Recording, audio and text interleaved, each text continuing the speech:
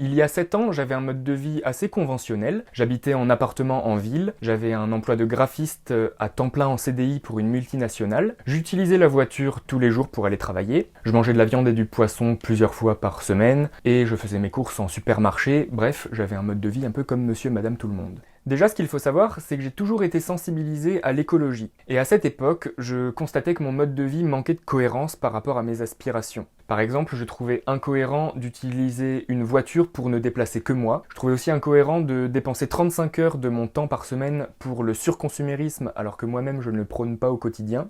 Et je trouvais aussi incohérent d'habiter en ville alors qu'au fond de moi-même je voulais absolument me rapprocher de la nature et d'un environnement plus calme. J'ai donc commencé à mettre en place des choses concrètes dans mon quotidien en ville, comme par exemple de devenir végétarien, et de réduire l'utilisation de la voiture en m'achetant un vélo. Mais je me suis rendu compte que ce n'était pas suffisant et que je voulais aller encore plus loin dans mes démarches. J'ai donc commencé à questionner vraiment mes aspirations, par exemple en me demandant pour quel type d'entreprise ou d'activité j'ai envie d'investir mon temps, et aussi dans quel cadre de vie j'ai envie d'évoluer. Je voulais avant tout être cohérent avec moi-même, je voulais être le changement, mettre en pratique mes convictions dans mon quotidien, et ne pas attendre qu'un changement politique ou sociétal me permette de vivre la vie dont je rêvais. Et pour ça, je me suis servi d'un outil très efficace, le tableau de visualisation.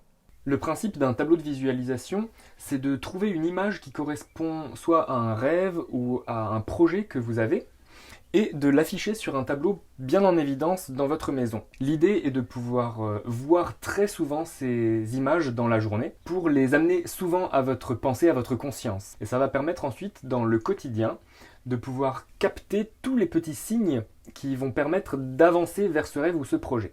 Ici, c'est le tableau de visualisation que j'avais fait lorsque j'habitais encore en appartement, où j'avais mis par exemple en haut les personnes qui m'inspirent. Donc ce sont des personnes à qui j'ai envie de ressembler ou qui ont fait des choses qui sont très proches de mes valeurs. Et vers le bas, j'ai mis des images qui représentent des lieux vers lesquels j'avais envie d'aller pour m'investir dans la transition écologique et me rapprocher de la nature. Déjà à cette époque, j'avais envie de m'inscrire dans un projet collectif avec d'autres personnes pour avancer dans cette transition écologique. Et assez intuitivement, j'avais mis au centre de ce tableau une tiny house, puisque c'est un habitat dont j'avais déjà entendu parler, et qui me semblait être un bon compromis entre vivre au contact de la nature et pouvoir être dans un projet collectif. En plus, les tiny houses sont conçues avec des matériaux vraiment écologiques et durables, principalement en bois, même l'isolation est en matériaux naturels, donc souvent c'est du coton, du lin ou de la fibre de bois. Donc ce sont des maisons qui sont presque à 100% recyclables. Et en plus, la tiny house me permettait de rejoindre n'importe quel projet puisque c'est une maison mobile.